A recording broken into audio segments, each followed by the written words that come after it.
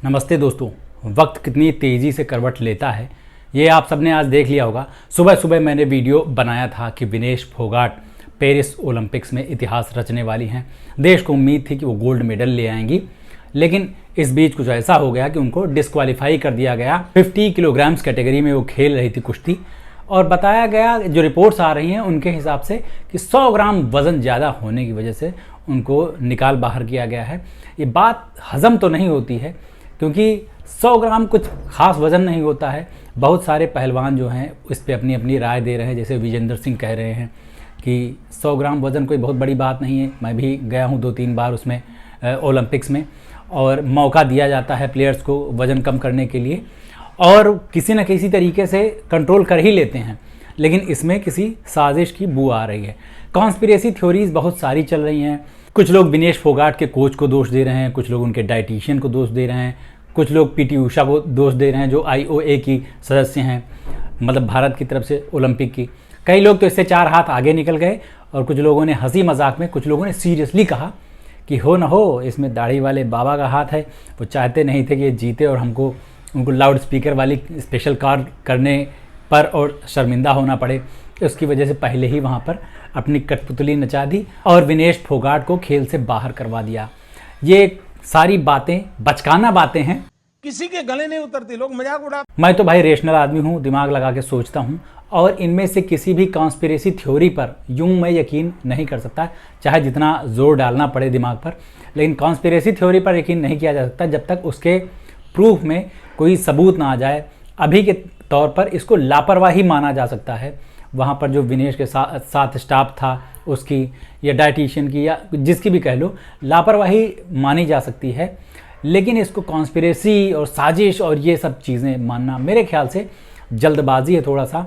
विनेश फोगाट अभी बहुत परेशान है, एकदम टूट गई हैं, क्योंकि जाहिर सी बात है इतना कुछ करने के बाद, इतनी लड़ाई लड़ने के बाद वहाँ तक कोई पहुँचे, और एकदम पाला पहुँचने के बाद हार जीत से भी पहले उसको डिस्क्वालीफाई कर दिया जाए, इससे ज़्यादा परेशानी की बात कोई हो नहीं सकती। अगर कमज़ोर दिल का इंसान हो तो वहाँ उसको जाके दिल का दौरा पड़ जाए, लेकिन विनेश फोगाट मजबूत हैं, और हो सकता है कि और ज़्यादा मजबूती से वो वापस आएंगी। अब भले विनेश फोगाट फाइनल खेलें या ना खेलें, मेडल लेके आएँ या ना आएँ, वो देश के लिए जीत चुकी हैं। जो भी उनके प्रशंसक हैं, फैंस हैं, जो उनके सपोर्टर्स हैं, उनकी नज़र में वो जीत चुकी हैं। और कुछ लोग हैं जो ट्रोल करना चाह रहे थे उनको, और उनके समर्थकों को भी ट्रोल करना चाह रहे थे।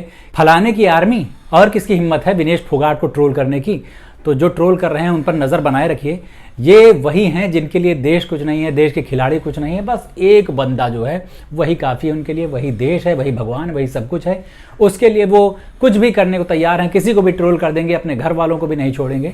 उनको पहचान लीजिए। उनको आप सोशल मीडिया पर देख सकते हैं, अपने घरों में देख सकते हैं, व्हाट्सएप ग्रुप्स में देख सकते हैं, कहीं भी देख सकते हैं। और जो अचानक से स्पोर्ट्स एक्सपर्ट्स उग आए हैं उन पे बहुत ज़्यादा ध्यान देने की ज़रूरत नहीं है। पहले तो देख लीजिए कि वो किस तरह की IT सेल वाले हैं, या फिर वाकई उनका खेलों से लेना देना रहा है कुछ। अगर वाकई वो किसी तरह के खेल से जुड़े हुए हैं तब उनको अंदाज़ा होगा।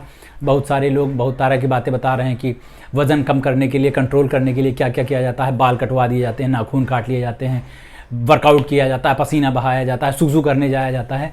वो सारी बातें अपनी जगह सही होंगी, लेकिन जब तक इस पर जो एक्सपीरियंस लोग हैं, एक्सपर्ट लोग हैं, उनकी बात सुनिए सिर्फ। बाकी तो सब लोग अपना ट्विटर पर पे आउट बढ़ाने के लिए और यूट्यूब पे मेरे जैसे सब्सक्राइबर बढ़ाने के लिए कुछ भी बोलते रहेंगे। हर किसी की बात को इतना ज़्यादा सीरियसली लेने की ज़रूरत नहीं है।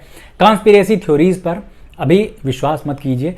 जैसे ही कुछ पुख्ता प्रूफ के साथ आ जाए उसके बाद ही ये सब बात मानिए, ठीक है? बस इतना ही कहना था। सुबह एक्साइटमेंट के साथ वीडियो बनाया था, अभी रोतर चेहरे के साथ वीडियो बनाना पड़ रहा है। अफसोस की बात है, लेकिन जब एक बात कही थी तो दूसरी बात से मुकर कैसे जाएं, इसीलिए मैं ये वीडियो बना रहा हूँ। कैसा लगा आप सबको बताना ज़रूर, और मेरे चैनल को सब्सक्राइब कर लीजिए। अभी चलते हैं, लौट के मिलते हैं। नमस्ते।